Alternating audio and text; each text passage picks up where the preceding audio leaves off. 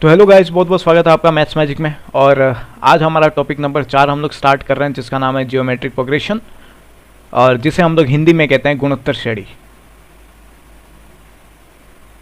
गुणोत्तर श्रेणी, ठीक है। इससे पहले हमने समांतर श्रेणी पढ़ी। हम एक समांतर श्रेणी लेते हैं, जैसे कि 1, 3, 5, 7 जैसे जैसे आगे जा रही। इसमें क्या होता था, पदों के अंतर समान हुआ करते थे। जैसे कि 7 - 5 करूँ इन दोनों पदों का तो 2 मुझे मिल रहा है, 5 - 3 करूँ तो मुझे यहाँ पर 2 मिल रहा है, 3 - 1 करूँ तो मुझे यहाँ पर 2 मिल रहा है। इसके आगे भी जो पद आएगा, इसके आगे जो पद आएगा, इन दोनों पद का भी मैं अगर अंतर निकालूँ तो वो समान आएगा, ठीक है। अब गुणोत्तर श्रेणी और समांतर श्रेणी में फ़र्क क्या है, ये आपको पता होना चाहिए। इसे हम लोग क्या कहते थे?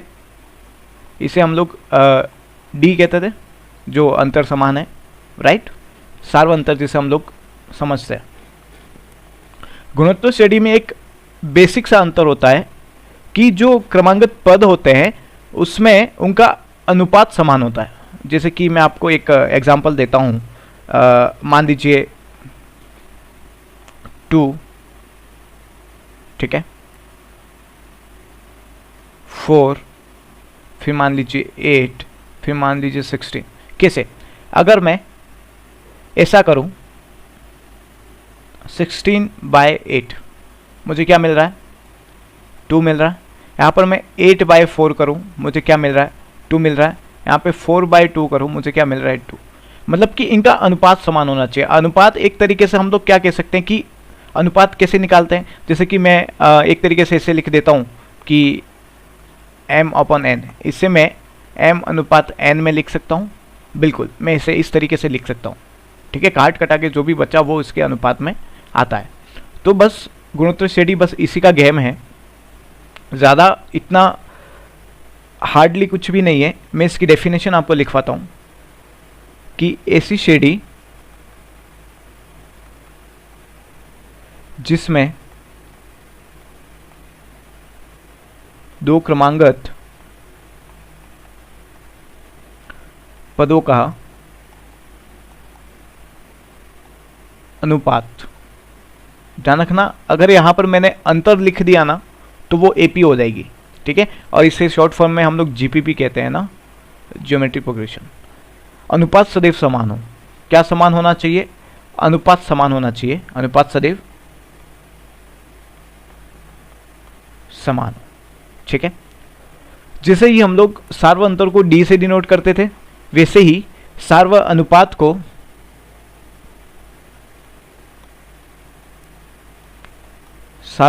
को हम लोग अब आर से डिनोट करेंगे, ठीक है। ये चीज़ आपको समझ में आ गई। अब आपको ये पता होना चाहिए कि जो ज्योमेट्रिक प्रोग्रेशन है उसका एक व्यापक रूप क्या होता है। व्यापक रूप के बारे में बात करेंगे, ठीक है। इसकी जो फॉर्म है वो किस तरीके से लिखी जा सकती है। तो यहाँ पर कोई एक पद है ए, अगर मैं उसमें आर का गुणा कर दूं, पहले क्या करते थे, अगर हमें समांतर श्रेणी निकालते ए प्लस डी करते थे, फिर ए प्लस 2d करते थे। वैसे यहाँ पर क्या होगा, ए आर का square plus A R cube dot dot dot, और इसका nवा पद होता है ए आर n -1, ठीक है। ये इसका क्या है? nवा पद है। तो जब भी हमें an निकालना है तो हम इसे फॉर्मूले की तरह यूज कर सकते हैं, ठीक है। सॉरी। तो आपको ये पता चल गया कि समांतर श्रेणी और गुणोत्तर श्रेणी में फ़र्क क्या होता है एक बेसिकली, ठीक है। तो चलिए हम लोग यहाँ पर प्रॉपर फॉर्मूले की बात कर लेते हैं। जीपी का nवा पद क्या होता है? ARn-1, ठीक है। अगर मैं ऐसा पूछूं, जैसे कि हमने समांतर श्रेणी में देखा था कि अंत से nवा पद निकालना है, अंत से nवा पद, देखो सारे कॉन्सेप्ट वही है, सिर्फ फॉर्मूले चेंज हो जाएंगे, ठीक है। क्वेश्चंस के मेथड भी सेम होंगे, लेकिन सिर्फ फॉर्मूले चेंज हो जाएंगे और कुछ भी नहीं होगा, ठीक है। तो किसी गुणोत्तर श्रेणी में ज्योमेट्रिक प्रोग्रेशन में हमें अंत से nवां पद निकालना है, लास्ट से nवां पद, तो ये लास्ट पद मेरा, ठीक है, 1/r n-1, ये अंत से nवां पद निकालने का फॉर्मूला है, ठीक है। अब हमने बात कर ली सार्वधातुक अनुपात के बारे में, किस तरीके से सार्वधातुक अनुपात निकालते हैं, nवां पद कैसे निकालते हैं, nवें पद निकालने के 2 तरीके हैं। आगे अगर मैं बात करूं पदों के योग की, तो उसके फॉर्मूले क्या होते हैं? ज्योमेट्रिक प्रोग्रेशन के n पदों का योग, ठीक है, इसे भी मैं Sn से ही डिनोट करूंगा। देखो an समांतर श्रेणी में क्या होता था, a plus n-1 into D, और an गुणोत्तर श्रेणी में क्या है, ar n-1। Sn समांतर श्रेणी में 3 फॉर्मूले थे Sn के, मतलब कि पदों का योग, मतलब कि उनको जो डिनोट करने का तरीका है वो तो एक जैसा ही है, सिर्फ फॉर्मूले चेंज हो जाएंगे, ठीक है। तो आपको इस चीज़ का थोड़ा सा ध्यान रखना है, कहीं कंफ्यूजन में नहीं फंसना है। a r⁻n -1 अपन r-1, जब r बड़ा होगा 1 से तब हम लोग ये फॉर्मूला यूज करेंगे, ठीक है। और एक तरीके से ये कह सकते a 1 - r⁻n अपन 1 - r, ये तब यूज करेंगे जब r छोटा होगा 1 से, ठीक है। तो ये दोनों फॉर्मूले हैं जिससे हम n पदों का योग निकाल सकते हैं, ठीक है। देखो ये जो फॉर्मूले हैं ना, ये बहुत काम आएंगे आगे जाके आपको, क्योंकि आप द्विपद प्रमेय पढ़ेंगे तब भी ये फॉर्मूले आपके काम आएंगे, क्योंकि उसमें अनंत श्रेणी के बारे में आपने सुना होगा कि जो बहुत इनफाइनाइट तक चलती रहती है, जिसका कोई एंडिंग पॉइंट ना है, नहीं है, ठीक है। तो इसके लिए हम लोग इन फॉर्मूलों का यूज़ करेंगे। देखिए फॉर्मूले किस तरीके से मैं यहाँ पे लिखवा भी देता हूँ आपको, ताकि आपको समझ में आ जाएगा। यहाँ पे मैं हेडिंग लिखता हूँ अनंत, इनफाइनाइट, अनंत का मतलब अनंत जीपी या फिर गुणोत्तर श्रेणी, अनंत गुणोत्तर श्रेणी। अनंत गुणोत्तर श्रेणी किस तरीके की होती है मैं बताता हूँ। ए आर स्क्वायर, AR⁵, ये क्या होती है, इनफाइनाइट तक जाती है, ये अनंत जीपी होती है, ठीक है। और इसका योग निकालना है, किनका, अनंत जीपी का अगर योग निकालना है तो फिर इसका फॉर्मूला होता है a/1 - r, ठीक है। यहाँ पे लिख सकते हैं व्हेन, मतलब कि जब r छोटा है 1 से, या फिर कह सकते हैं -1 less than r less then 1, ये कह सकते हैं, ठीक है। मॉड ऑफ r को हम लोग कैसे डिनोट करते हैं पता होना चाहिए। जब mod of r less than equal to 1 लिखा हुआ है तो इसे 1 की फॉर्म में लेके आना है, तो एक तो -1 एक 1 में, ठीक है। और यहाँ पर चीज़ क्या लिखी हुई है, r लिखी हुई है, तो हम लोग इसे इस तरीके से डिनोट करते हैं, ठीक है। चलिए आगे बढ़ते हैं। अब आपको पता चल गया कि अनंत पदों का योग निकालने का तरीका क्या है, ठीक है। तो ये फॉर्मूला आप मान के चलो कि बन के आया है, इसी फॉर्मूले से बन के आया है, ठीक है। तो ये फॉर्मूला आपको बेसिकली ध्यान रखना है बहुत इंपॉर्टेंट तरीके से, और ये फॉर्मूला आपको मुँह ज़बान होना चाहिए कि अनंत पदों की अगर गुणोत्तर श्रेणी है तो उसका योग हम लोग कैसे ज्ञात करते हैं। आगे चलते हैं। चलिए अब बात करते हैं कुछ क्वेश्चंस की, ताकि आपको समझ में आ जाए कि फॉर्मूले कैसे यूज़ करने हैं। कोई गुणोत्तर श्रेणी है, गुणोत्तर श्रेणी को हम लोग जीपी से ही लिखेंगे, ठीक है, पूरा नहीं लिखेंगे। जीपी के क्वेश्चन ले लेते हैं 1/32, 1/16, 1/8 का कौन सा पद 2048 है या फिर होगा। अब मुझे यहाँ पर क्या दिया गया है आप क्लियरली बताइए। अब मुझे ये पद निकालना है, ये पद निकालना है, मतलब कि कौन सा पद ये होगा। मतलब ये मान लो कि मेरा ये an है, मतलब कि मेरा लास्ट पद ये है, ठीक है। एक तरीके से मैं इस श्रेणी को अगर ऐसा लिख दूँ 1/32, 1/16, 1/8 2048, ठीक है, ये मेरा आखिरी पद हो गया। मतलब मुझे ये कौन सा पद है ये निकालना, मतलब कि मुझे n की वैल्यू निकालनी है कि मेरी n की वैल्यू क्या होगी, मेरे क्वेश्चन में बस ये पूछा गया। तो मैं अगर इसे ऐसा लिख दूं कि an की वैल्यू मुझे यहाँ पर 2048 दे रखी है। an का फॉर्मूला क्या होता है, an का फॉर्मूला होता है ARn-1 = 2048, बस यही लिखा है मैंने। अब मुझे बताइए यहाँ पर r की वैल्यू क्या है। r की वैल्यू फाइंड करने का नॉर्मल सा लॉजिक है, आप सेकंड पद अपन फर्स्ट पद कर दो, आपकी आर की वैल्यू ऑटोमेटिक आ जाएगी। जब हम इसे सॉल्व करेंगे तो हमें आर की वैल्यू क्या मिल जाएगी, यहाँ पर 16 दूनी 32, ये 2 ऊपर चला जाएगा, ठीक है। तो आर की वैल्यू हमें मिल जाएगी यहाँ पर 2, ठीक है। तो आर की वैल्यू मैं यहाँ पर पुट कर सकता हूँ, उसके बाद मुझे एन की वैल्यू मिल जाएगी, बिल्कुल मिल जाएगी। ए की वैल्यू क्या है, ए की वैल्यू मुझे क्या दे रखी है 1/32, आर की वैल्यू दे रखी है 2, n-1 को ऐसे ही रहने दो और 2048 को ऐसे ही रहने दो। अब आपको यहाँ पे थोड़ा सा नॉलेज होना चाहिए कि जो घातांक के नियम हैं वो किस तरीके से काम करते हैं, उसका नॉलेज अगर आपको है तो फिर आप इन क्वेश्चंस को इजी वे में सॉल्व कर सकते हैं। देखिए सबसे पहले मैं क्या कर सकता हूँ, इस 32 को उठा के यहाँ पटक दूँ, इनटू में आ जाएगा, तो 2 की घात n-1 इजिकल टू 2048 इंटू 32। अब ध्यान रखना आपको यहाँ पे 32 का गुणा नहीं करना है, वरना फंस जाओगे कैलकुलेशन में बहुत तगड़ा।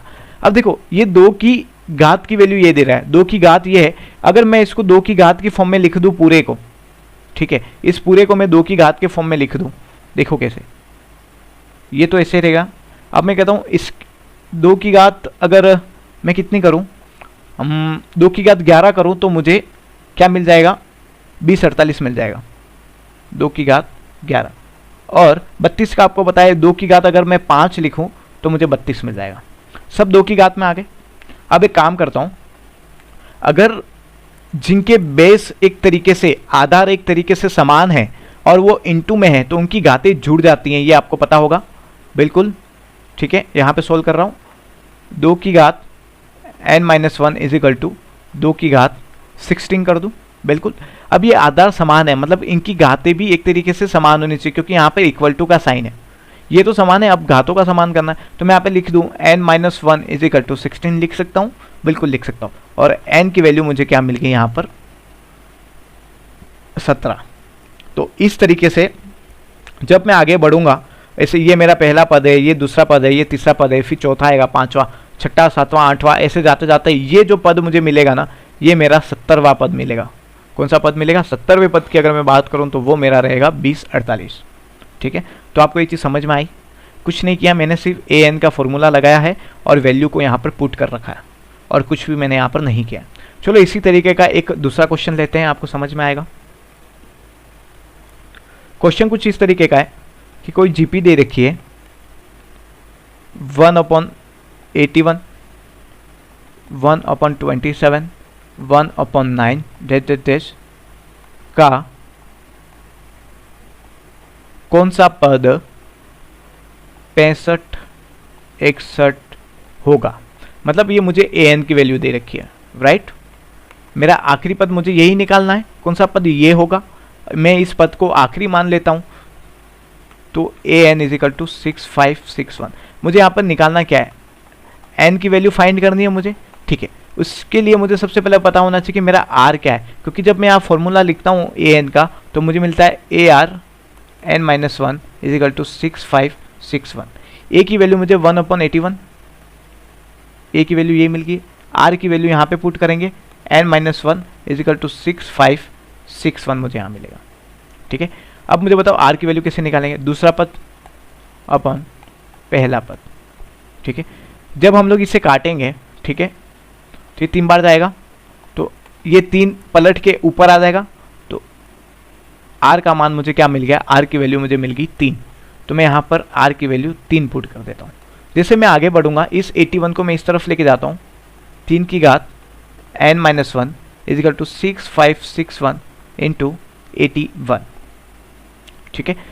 आपको इसे कैलकुलेट करना पड़ेगा थोड़ा सा कि किस तरीके से 3 की घात में इसे मैं लिख सकता हूँ, और मोस्टली आप ध्यान रखना ये दोनों अलग अलग ही सेपरेट हो सकते हैं 3 की घात में।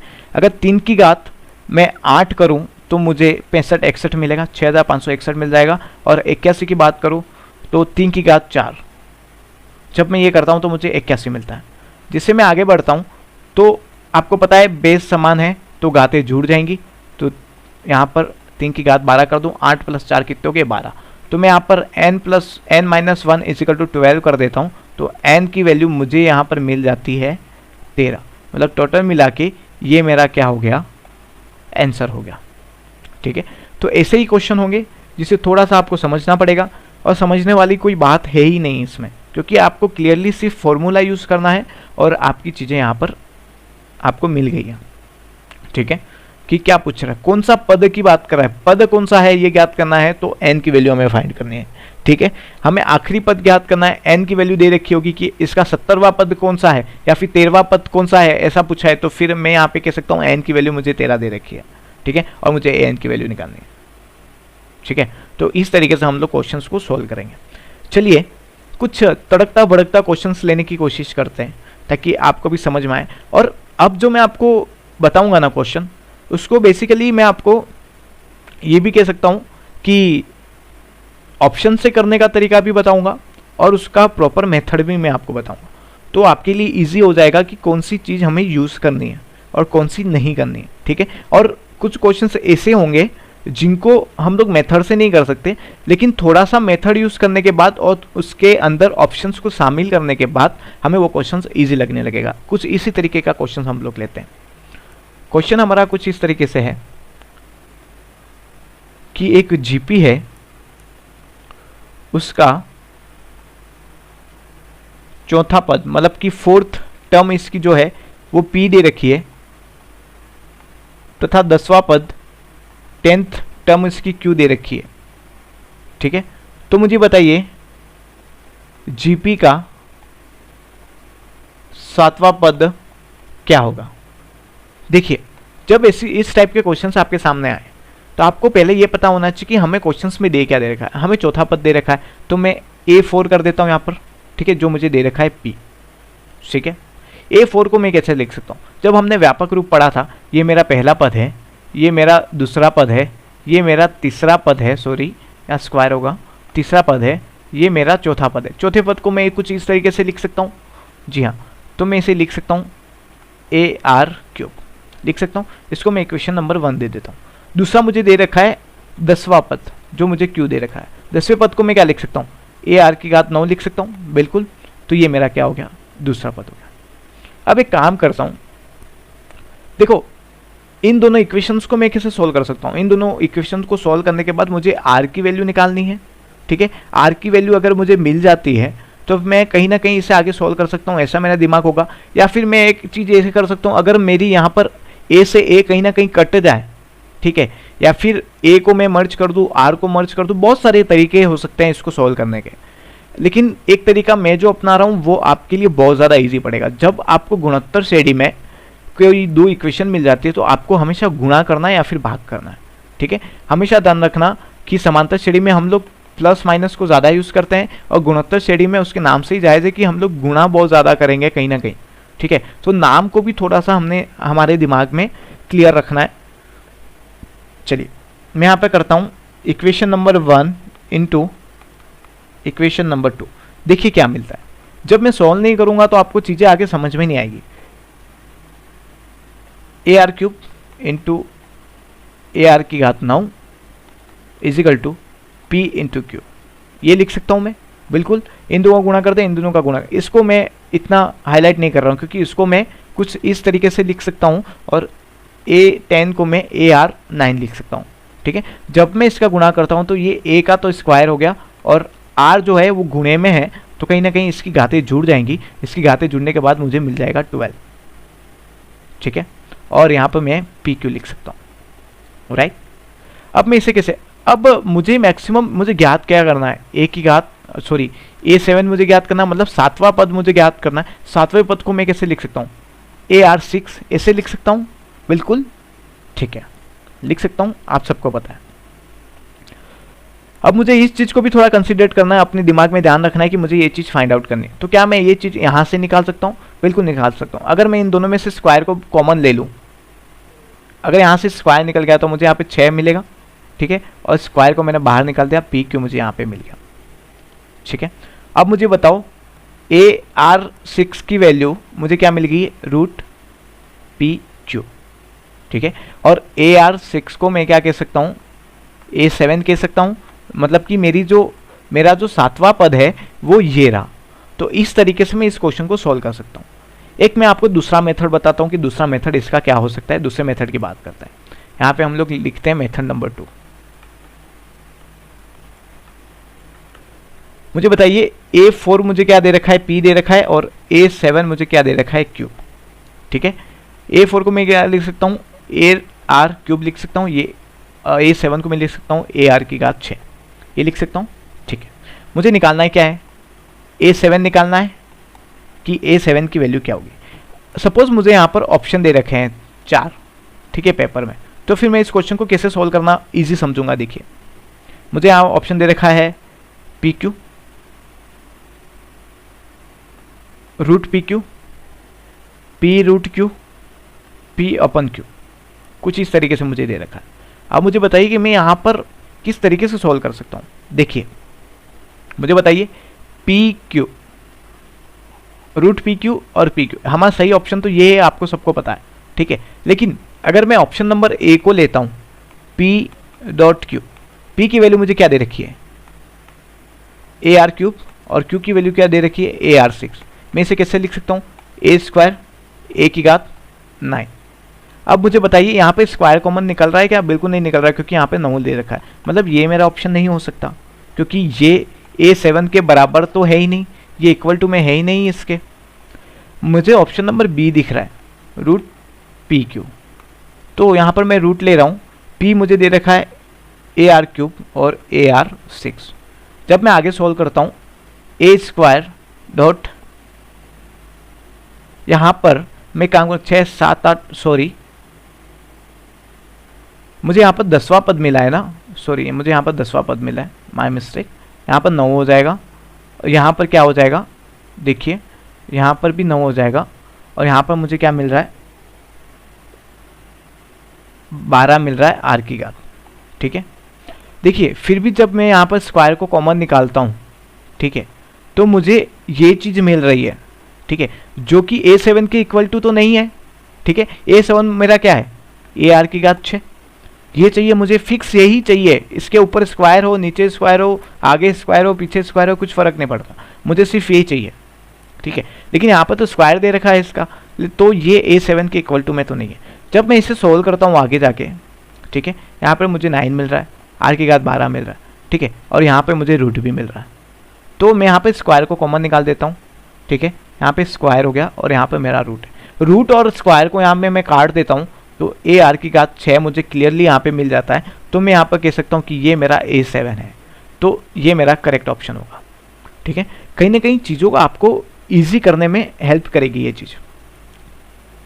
ठीक है, मेथड भी बहुत ईजी है, मेथड भी इतना डिफिकल्ट नहीं है जितना अपन सोच रहे हैं, लेकिन ऑप्शन से भी करना आना चाहिए, क्योंकि कभी कभार क्या होता है कि हम लोग मेथड भूल जाते हैं, क्योंकि एग्ज़ाम का प्रेशर ही ऐसा होता है कि हम लोग मेथड इतना ध्यान में नहीं रख पाते हैं। तो कहीं ना कहीं हमें ऑप्शन के थ्रू भी क्वेश्चंस को सोल्व करना आना चाहिए। आगे चलते हैं, कुछ इसी टाइप का क्वेश्चन लेते हैं ताकि आपका जो डाउट है वो क्लियर हो जाए। चलिए, एक GP दे रखी है, उसका m+nवा पद P दे रखा है, तथा m-nवा पद मुझे दे रखा है Q है। ठीक है, तो मुझे बताइए GP का mवा पद क्या होगा। देखिए मेथड के थ्रू जाते हैं। अब मेथड थोड़ा सा डिफिकल्ट लगेगा आपको यहाँ पे, क्योंकि a m+n is equal to P मुझे दे रखा है, m+nवा पद मुझे P दे रखा है, और a m-nवा पद मुझे Q दे रखा है। अब मैं इसे किस तरीके से लिख सकता हूँ, इसे मैं लिख सकता हूँ AR की घात m+n -1। ऐसे ही होता है ना, अगर मैं A7 लिख रहा हूँ तो AR6 लिखता हूँ, तो AR6 को मैं AR7-1 लिख सकता हूँ। तो मतलब कि जो मुझे यहाँ पर डिजिट दे रखी है वो मैं यहाँ पर लिख रहा हूँ। तो ऐसे ही मुझे m+n दे रखा है यहाँ पर, तो मैं इसे AR इस डिजिट की जगह m+n कर दूँ, m+n और -1 तो ऐसे ही रहेगा। तो इसी तरीके से मैंने इसको यहाँ पर लिखता हूँ AR m-n-1। ये मेरा यहाँ पे हो गया, ये मेरी इक्वेशन नंबर 1 हो गई, ये मेरी इक्वेशन नंबर 2 हो गई। सीधी सी बात है, हम लोग यहाँ पर गुणा करेंगे equation number 1 into equation number 2। जब हम लोग इसका गुणा करते हैं AR m+n-1 into AR m-n-1 is equal to PQ, गुणा हो गया, P इंटू Q हो गया। अब देखिए A स्क्वायर तो यहाँ पर मिल गया मुझे, ए स्क्वायर, लेकिन आर की घातें देखो आर दोनों जगह समान है तो घातें जुड़ जाएंगी, तो मैं यहाँ पे लिख सकता हूँ M plus N minus one plus M minus N minus one, plus में कर दिया मैंने सारा, इजिकल टू पी क्यू। अब देखिए यहाँ पर एन से एन कट रहा है, बिल्कुल कट रहा है। यहाँ पर मैं क्या लिख सकता हूँ एक तरीके से बताइए, यहाँ पर मैं लिख सकता हूँ A square R 2m minus two, ऐसे होगा ये, ठीक है। इस 2 को मैं यहाँ से डायरेक्ट कॉमन ले लेता हूँ, ठीक है, तो मुझे m माइनस वन मिल गया, इजिकल टू पी क्यू मेरा यहाँ पे हो गया।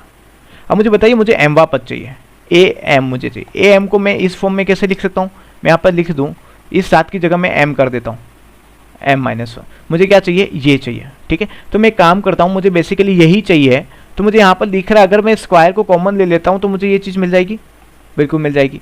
तो A R M minus one तो यहाँ हो गया, और स्क्वायर को मैंने कॉमन ले लिया है, दोनों का कोष्टक करके मैंने बाहर ले लिया है, और पी क्यू मेरा यहाँ हो गया। अब मुझे इसकी वैल्यू फाइंड करनी है ना, तो ए आर की घात M minus one equal to root P Q में लिख सकता हूँ, बिल्कुल लिख सकता हूँ। तो इस तरीके से हम लोग क्वेश्चंस को सॉल्व कर सकते हैं। अब इसे हम लोग ऑप्शन के साथ कैसे करेंगे, देखिए ऑप्शन के साथ सॉल्व करने का तरीका देखिए कि कैसे ऑप्शन के साथ ये चीज़ें सॉल्व होती हैं।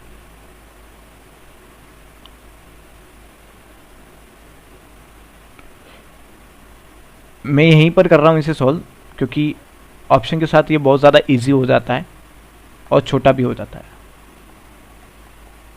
मेथड सेकेंड, ठीक है।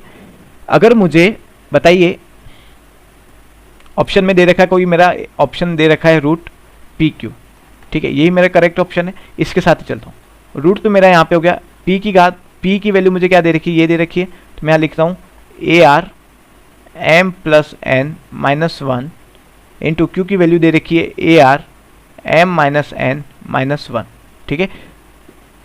रूट यहाँ आएगा, ए का स्क्वायर हो गया और आर का स्क्वायर एम माइनस वन, कैसे लिखा हमने यहाँ पे सॉल्व कर रखा है इसको, ठीक है, डायरेक्टली मैंने इसको यहाँ पर लिख दिया। जिससे मैं यहाँ पर स्क्वायर को कॉमन लेता हूँ तो मुझे m माइनस वन तो यहाँ पर r की घात में मिल जाएगा, स्क्वायर कॉमन, स्क्वायर से रूट कट गया तो मुझे क्या मिल जाएगा A R M minus one. मतलब कि ये जो मेरी वैल्यू दे रखी है ऑप्शन में वो इस चीज़ को सेटिस्फाई कर रही है, मतलब ये मेरा एमवा पद ही है, ठीक है, कहीं ना कहीं। तो इस तरीके से हमारा ये ऑप्शन जो है वो करेक्ट हो जाएगा, ठीक है। तो हमें ये चीज़ पता चले कि इस टाइप के क्वेश्चंस को कैसे सॉल्व करना है, ठीक है। और आपने ये चीज़ ध्यान भी दिया होगा कि इसका सेम आंसर आता है। अगर एमवा पद मुझे पी दे रखा है, एनवा पद क्यू दे रखा है, उसमें से मुझे कोई एक पद निकालना है तो फिर उसका आंसर हमेशा रूट पी क्यू में होगा, ठीक है। तो ये चीज़ भी आपने नोटिस करी होगी, लेकिन हर जगह इनकी वैल्यू सेम नहीं होती है, ठीक है। तो कहीं ना कहीं आपको चीज़ें समझनी पड़ेगी, सॉल्व करना पड़ेगा, ठीक है। आप कुछ ना हो, अगर जब आप ये चीज़ अगर आप नोट कर रहे होंगे, आप मेथड नंबर 2 को आपके दिमाग में है तो आप डायरेक्टली इसी मेथड को यूज़ करेंगे और देखेंगे कि हाँ ये चीज़ हो रही है, ठीक है। क्योंकि ये जो वैल्यू मैंने इक्वेशन नंबर 1 इक्वेशन नंबर 2 दे रखी है, ये अपन मुंह ज़बान भी निकाल सकते हैं, ये 1 सेकेंड का भी काम नहीं है, ठीक है। चलिए अगले क्वेश्चन की बात करते हैं। अगला क्वेश्चन हमारा क्या कहता है, अगला क्वेश्चन है हमारा कि एक जीपी दे रखी है, एक जीपी के लिए sigma n is equal 1 to 100, a 2n is equal to p and sigma n is equal to 1 to 100, a 2n minus 1 is equal to q हो तो r की वैल्यू क्या होगी, मतलब हमें सार्वा अनुपात इसमें निकालना है। चलिए कोशिश करते हैं ये क्वेश्चन किस तरीके से हो सकता है। हम सबसे पहली चीज लेते हैं ये वाली कि क्या कहना चाह रही है। ये लिखी हुई है कि sum of n is equal to 1 to 100 है और 2n is equal to p दे रखा है। अब मुझे बताइए यहाँ पर हमें n की वैल्यू 1 से 100 तक दे रखी है। सबसे पहले हम n इज इक्वल टू 1 लिखेंगे तो हमें क्या मिलेगा, a2 मिलेगा, ठीक है, a2। अब n इज इक्वल टू इसमें पुट करेंगे, n is equal to 2 put करेंगे तो a4 मिलेगा, ठीक है। n is equal to 3 put करेंगे, A6 मिलेगा। ऐसे करते करते आगे बढ़ते जाएंगे और लास्ट हमें 100 की वैल्यू दे रखी है n की, तो n is equal to 100 put करेंगे यहाँ पर, तो हमें A 200 यहाँ पर दे रखा है, जिसकी वैल्यू टोटल P दे रखी है। ठीक है, अब मुझे बताइए A2 को मैं गुणोत्तर श्रेणी में क्या लिख सकता हूँ? AR लिख सकता हूँ। A4 को मैं क्या लिख सकता हूँ?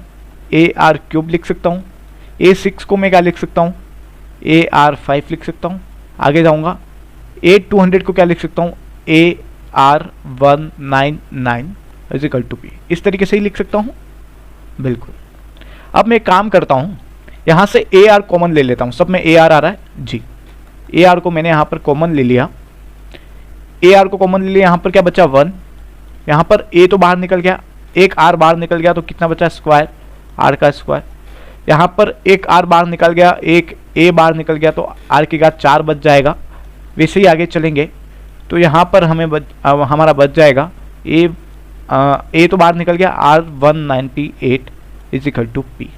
कुछ इस तरीके से बचा। इसको मैं डिनोट कर देता हूँ इक्वेशन नंबर 1 से। ठीक है, अब दूसरी चीज़ मुझे क्या दे रखी है वो देखिए, सेम एज इट इज़ मैं वही काम कर रहा हूँ। मुझे sigma of n is equal to 1 से 100 तक की वैल्यू दे रखी है और A2n-1 is equal to P दे रखा है। अब मुझे बताइए n की वैल्यू मैं 1 पुट करता हूँ तो मुझे यहाँ पर 2 - 1 कितना हो गया? 1 हो गया। तो A मिल रहा है, A1 मुझे यहाँ मिल रहा है, प्लस A की वैल्यू 2 पुट करता हूँ तो 2 दूनी 4, n की जगह 2 पुट करना है, 2 दूनी 4, 4 में से 1 गया तो 3, A3 मुझे यहाँ पर मिल रहा है। A की जगह 3 पुट करता हूँ, 3 दूनी 6 और 1 गया तो 5, A5 मुझे यहाँ पर मिल रहा है। ऐसे मैं आगे बढ़ता जाऊँगा, A की वैल्यू मैं 100 पुट करूँगा, सॉरी n की वैल्यू मैं 100 पुट करूँगा, तो मुझे यहाँ पर A199 is equal to Q मुझे यहाँ पर मिलेगा। ठीक है, अब मुझे बताइए A को मैं क्या लिख सकता हूँ? A को मैं A ही लिखूँगा, बिल्कुल। पहला टर्म जो है उसको हम लोग A ही लिखते हैं। तीसरे टर्म को मैं क्या लिख सकता हूँ? A3 को क्या लिख सकता हूँ? AR² लिख सकता हूँ। A5 को क्या लिख सकता हूँ? AR की घात 4 लिख सकता हूँ। और आगे जाऊँगा तो यहाँ पर 199 को क्या लिख सकता हूँ? AR198 is equal to Q। यहाँ से मैं एक काम करता हूँ, सिर्फ A को कॉमन ले लेता हूँ। ठीक है, तो A कॉमन आ गया बाहर तो 1 बचा यहाँ पर। यहाँ से A कॉमन आ गया तो A² प्लस A की घात 4 प्लस डैश, फिर प्लस में लास्ट में R198 बचा इज इक्वल टू Q। ये मेरी इक्वेशन नंबर 2 हो गई। ठीक है, अब मुझे बताइए अगर इक्वेशन नंबर 1 का भाग इक्वेशन नंबर 2 से दे देता हूं या फिर 2 का भाग 1 से दे देता हूं, यहां पर लिख देता हूं equation number 1 divide equation number 2। जब मैं ये करता हूं देखिए क्या आएगा। इक्वेशन नंबर 1 क्या दे रखी है? AR 1 plus R² plus R की घात 4 प्लस डैश प्लस R की घात 198 इज इक्वल टू P बटे में इक्वेशन नंबर 2 क्या है? A plus 1 R² plus R की घात 4 प्लस डैश प्लस R की घात 198 इज इक्वल टू Q। यहाँ पर भी भाग का निशान आ जाएगा। ये तो पूरा इससे कट जाएगा, कट गया। यहाँ A से A कट रहा है। अब मुझे बताओ यहाँ पर बचा क्या? R बचा और पीछे क्या बचा? P/Q। तो मेरी R की वैल्यू यहाँ पर मुझे फाइंड आउट करनी थी और R की वैल्यू मुझे यहाँ पर P/Q मिले। देखो कितना ईजी है, सिर्फ तरीके से सोचना है और कुछ नहीं करना है। क्वेश्चन जो दे रखा है उससे मैंने एज इट इज़ लिखा है और उसे सॉल्व करने की कोशिश करी है। मुझे जहाँ यहाँ पर पता चला इक्वेशन नंबर 1 और इक्वेशन नंबर 2 को मैं भाग करूँगा तो यहाँ A से A कट जाएगा और ये पूरी सीरीज यहाँ से कट जाएगी, तो मुझे R की वैल्यू ईजिली मिल जाएगी। ठीक है, तो इस तरीके से आपको अपना दिमाग लगाना है कि इक्वेशन नंबर 1 और 2 को मैं कैसे सॉल्व करूँ। या तो प्लस होके सॉल्व हो सकती है, या फिर माइनस करके सॉल्व कर सकते हैं, गुणा करके सॉल्व कर सकते हैं, या फिर भाग करके सॉल्व कर सकते हैं। आपको बताया मैंने कि मैक्सिमम हमको गुणा और भाग का यूज करना है गुणोत्तर श्रेणी में। आपका क्वेश्चन बहुत इजी वे में सॉल्व हो जाएगा। ठीक है, चलिए आगे बढ़ते हैं। अगला क्वेश्चन हमारा कह रहा है कि एक जीपी है, उसका पीवा, क्यूवा तथा आरवा पद क्रमशः A, B, सी है, तो ए की घात Q minus R into B की घात R minus P into C की घात पी माइनस क्यू का मान निकालना है। अब देखो, अब चीजें क्या होती है ना, यहां पे आपको मैक्सिमम जो भी दिख रहा है, देखो यहां पर इस क्वेश्चन को थोड़ा सा आप सोचो, क्वेश्चन के बारे में सोचो, क्वेश्चन क्या कह रहा है। यहां पर ए बी सी तो आ रहा है गुणे में, प्लस यहां पर एक सीरीज आ रही है Q minus R, R minus P और पी माइनस क्यू। अगर पी क्यू आर है तो P minus Q, Q minus R और आर माइनस पी, यही चीज दे रखी है यहां पर। तो एक सर्कल बन रहा है कहीं ना कहीं, ठीक है, और एक कहीं ना कहीं लॉजिक वे में ये बताना चाह रहा है कि इसको कैसे निकालना है। मैं आपको ये भी बता दूं, इस टाइप के जब भी क्वेश्चन होते हैं ना, तो आपके पास दो ऑप्शन जरूर होते हैं। एक ऑप्शन तो आपका 0 होता है और एक ऑप्शन होता है 1। और यकीन मानिए, मैंने जहां तक देखे, मैं 80% क्वेश्चन की बात करता हूं, ज्यादा नहीं, 80% क्वेश्चन में अगर आपसे ऐसे क्वेश्चन सॉल्व नहीं होते हैं, अगर आपको तुक्का लगाना ही है तो आप 0 और 1 के अंदर में से ही लगाओ, क्योंकि चांस होने की जो प्रोबेबिलिटी है सही होने की, वो चांस बढ़ जाता है, ठीक है। तो जब भी सीक्वेंस के साथ क्वेश्चन दे रखा होना, तो उसका आंसर मोस्टली 0 या 1 में से होता है, ठीक है। लेकिन कोशिश यही करने की हमें तुक्का लगाने की जरूरत ना पड़े, लेकिन फिर भी इन केस कभी परिस्थिति ऐसी बन गई तो फिर आप इन दोनों में से चूज करें, तो मोस्टली आपका क्वेश्चन करेक्ट होने की संभावना ज्यादा है, ठीक है। अब इस क्वेश्चन को हम लोग दो मेथड से सॉल्व करते हैं, ठीक है, ताकि आपको चीजें इजीली समझ में आए। पहले तो मैं आपको प्रॉपर मेथड बताता हूं कि इसका प्रॉपर मेथड क्या है, और फिर इसको ऑप्शन से सॉल्व करने की ट्रिक बताता हूं। अब मुझे बताइए, पीवा पद मतलब कि पीवा पद, अगर मैं पहला पद कहता तो A1 लिखते, दूसरा पद कहता तो A2 लिखते, तो पीवा पद में क्या लिखूंगा, AP लिखूंगा। वो क्या दे रखा है मुझे, A दे रखा है, ठीक है। AP को मैं क्या लिख सकता हूं, देखिए A2 को मैं क्या लिखता हूं, AR2 - 1 या फिर AR1 लिखता हूं। तो मैं इसे यहां पर ARP - 1 लिख सकता हूं इजिकल टू A, सही है। चलिए एक काम करते हैं, ये जो A दे रखा है ना, इस A को मैं बड़ा कर देता हूं ताकि आप कंफ्यूज ना हो कहीं पर, ठीक है। अब मैं इस जो अपना क्वेश्चन वाला A है ना, उसको अलग लग रहा हूं, बाकी इस A को मैं बड़ा करता हूं ताकि आप कंफ्यूज ना हो। A Q मुझे क्या दे रखा है, क्यूवा पद मुझे दे रखा है B, तो मैं इधर ऐसा लिख सकता हूं ARQ - 1 इजिकल टू B। तीसरा AR पद मुझे C दे रखा है, ठीक है। मैं यहां पर क्या लिख सकता हूं, AR R - 1। एक काम करता हूं, मैं यहां पर R भी बड़ा कर देता हूं ताकि आप R में भी कंफ्यूज ना हो, ठीक है। R - 1 इजिकल टू C, यही दे रखा है मुझे यहां पर प्रॉपर। अब मैं एक काम करता हूं कि यहां पर जो मुझे क्वेश्चन दे रखा है उसमें मैं वैल्यू पुट करने की कोशिश करता हूं, ठीक है। वैल्यू मैं कैसे पुट करूंगा, देखिए A की वैल्यू मुझे क्या दे रखी है, AR की घात P - 1। तो यहां पर क्वेश्चन में A की वैल्यू मैं ये पुट कर देता हूं, ठीक है।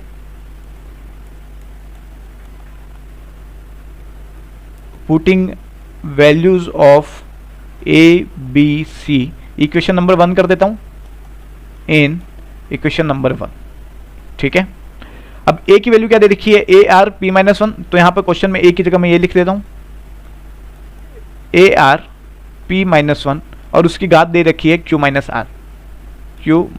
R इनटू B की वैल्यू मुझे क्या दे रखी है, ARQ - 1, और यहां पर R - P उसकी घात दे रखी है। C की वैल्यू क्या दे रखी है, AR - 1, और यहां पर घात दे रखी है P - Q। यही कुछ दे रखा है यहां पर, ठीक है। चलिए अब मैं एक काम करता हूं, यहां पर इन घातों को अलग कर देता हूं। A की घात, देखो ये जो R है ना, बेसिकली उसके ऊपर ही ये घात है, A और R के अंदर नहीं। अगर A और R दोनों के पास होती तो ये कोष्टक लगा हुआ होता, ठीक है। ये R की घात ही P - 1 है। तो मैं यहां पर चीजों को अलग करने की कोशिश करता हूं। देखिए मैं क्या ऐसा लिख सकता हूं, R की घात ये लिख सकता हूं ना, ठीक है, Q - R, A की घात Q - R, और R की घात P - 1 and Q minus R, ऐसे सेपरेट कर सकता हूँ इसे, इस कोष्टक को इस तरीके से सेपरेट कर सकता हूँ, बिल्कुल कर सकता हूँ। वापिस में a की घात r माइनस पी और r की घात Q माइनस 1 तो है ही सही, और r माइनस पी यहाँ पर भी आएगी, ठीक है। वैसे ही वापिस कोष्टक नंबर 3 को अलग करता हूँ, p minus Q and r की घात r minus 1 and p minus Q, कुछ इस तरीके से मैं इसे सेपरेट कर सकता हूँ। अब मुझे बताइए, यहाँ पर आपको कुछ घातांक के नियमों का यूज़ करना आता ही होगा आपको, आप सेकेंड ग्रेड की तैयारी कर रहे हैं। इसे मैं यहाँ पर सोल्व करता हूँ, ठीक है। अब मुझे बताइए, बेस समान है तो घातें जुड़ जाएंगी, वो भी बेस भी इनटू में है तो घातें जुड़ जाएंगी। तो हाँ, a की घात Q minus R plus r minus P plus p minus Q, a की घातें यही है, पहली a की घात तो ये रही, दूसरी ये रही और तीसरी ये रही, ठीक है। जब हम इसे सोल्व करते हैं तो हमें क्या मिलता है, a की घात, देखो q से q कट रहा है, q से q कट रहा है, ठीक है, ये मैंने काट दिया। r से r कट रहा है और p से p कट रहा है, मतलब इसकी घात क्या होती है, 0, ठीक है। a की घात 0 का मतलब क्या होता है, 1, और इस 1 को मैं यहाँ पर लिखता हूँ इन सारी तीनों a की वैल्यू की जगह, तो ये इनटू में है, 1 का कुछ भी 1 का किसी के साथ भी गुणा करो, ये क्या हो जाता है, 1 हो जाता है, ठीक है। अब मुझे बताइए, यहाँ पर r भी एक समान है, बेस एक समान है, तो घातें जुड़ जाएंगी, बिल्कुल जुड़ जाएंगी। तो हम r की घातें जोड़ते हैं, देखिए p minus 1 Q minus R, दूसरी r की घात क्या दे रखी है यहाँ पे, देखिए मैं घातें ही जोड़ रहा हूँ direct, plus Q minus 1 r minus P plus r minus 1 p minus Q, r की घात कुछ इस तरीके से होगी जी। जब मैं इसे सॉल्व करता हूं, ठीक है, तो r की घात क्या हो जाएगी, p का गुणा इन दोनों के साथ करना है, पी क्यू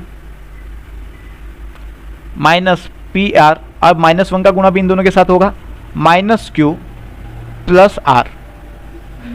वैसे ही आगे चलूंगा तो आर क्यू, इन दोनों का गुणा आर क्यू, और क्यू माइनस पी तो minus Q P minus R plus P.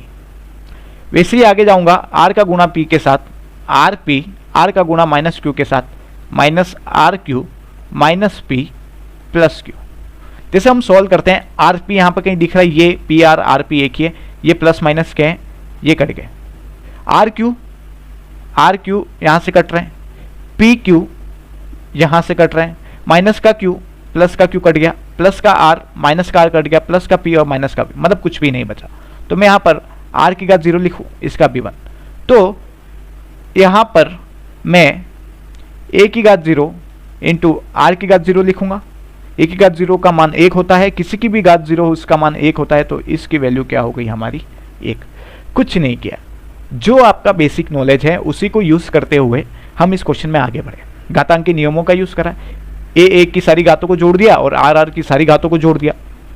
r में 2 घातें एक साथ है तो उनका गुणा करके फिर जोड़ना पड़ा, बस इतना ही करा है, बेसिक, ज़्यादा इतना कोई बड़ा साइंस नहीं लगाया मैंने यहाँ, ठीक है। तो इस तरीके से ये क्वेश्चन सॉल्व हुआ। अभी एक काम करते हैं, इसी क्वेश्चन को सॉल्व करने का एक और मेथड देखते हैं, मेथड नंबर 2। मुझे यहाँ पर क्वेश्चन में दे रखा है कि एक जीपी है जिसका पीवा क्यूवा तथा आरवा पद ए बी सी है, ठीक है। मैं मान लेता हूं कि कोई जीपी मान लेता हूं, मैं मेरे हिसाब से गुणोत्तर श्रेणी मान लेता हूं 1 2 4, इतना ही मान लेता हूं क्योंकि मेरे को 3 चीजों की जरूरत है। अब मुझे बताओ पहला पद या फिर मैं कह दूं एपी कह दूं, या फिर पहले पद को मैं पी का नाम दे रहा हूं और वो मुझे ए दे रहा है, और ए की वैल्यू मुझे क्या दे रखी है, 1 दे रखी है। आया समझ में? वापस से लिखता हूं, देखिए आपको समझ में आएगा। मैंने कोई जीपीए मान ली, अब मुझे क्वेश्चन में दे रखा है पीवा क्यूवा और आरवा पद। पीवा पद ए है, क्यूवा पद बी है और आरवा पद सी है, ठीक है। मैं यहां पर लिख रहा हूं फर्स्ट पद, सेकंड पद, थर्ड पद। फर्स्ट पद मुझे यहां पर 1 दे रखा है, सेकंड पद 2 दे रखा है और तीसरा पद 4 दे रखा है। इस सीरीज के हिसाब से पहला पद ये रहा मेरा, दूसरा पद, तीसरा पद, यही लिखा जो है। अब मैं पहले पद को p मान लेता हूं तो मुझे a की वैल्यू 1 मिलती है। सेकंड पद को q मान लेता हूं तो b की वैल्यू मुझे 2 मिलती है। और थर्ड पद को मैं r मान लेता हूं तो c की वैल्यू मुझे 4 मिलती है। तो मैं यहाँ पर लिख सकता हूँ p equal to 1, then a equal to 1, q equal to 2, b equal to 2, r equal to 3, c equal to 4। ठीक है, ये चीज हो गई। अब मुझे क्वेश्चन क्या दे रखा है? मुझे क्वेश्चन दे रखा है, क्वेश्चन मुझे ये दे रखा है a की घात q minus R into B की घात r माइनस p और c की घात p माइनस q, मुझे ये दे रखा है। अब मैं इसमें a b c की वैल्यू पुट कर देता हूँ, p q r की वैल्यू भी पुट कर देता हूँ। a की वैल्यू क्या दे रखी है? 1 दे रखी है। इसके ऊपर q माइनस r, q क्या है? 2, r क्या है? 3, माइनस का 1। ठीक है, q माइनस r करूंगा तो मुझे क्या मिल जाएगा? यहाँ पे पूरा लिखता हूँ ताकि आपको समझ में आएगा। q मुझे क्या दे रखा है? 2 दे रखा है। r क्या दे रखा है? 3 दे रखा है, तो 3 इंटू b क्या दे रखा है मुझे? b दे रखा है 2, r क्या दे रखा है? 3 और p क्या दे रखा है? 1। c क्या दे रखा है? 4। p की वैल्यू मुझे क्या दे रखी है? 1 और q की वैल्यू क्या दे रखी है? 2।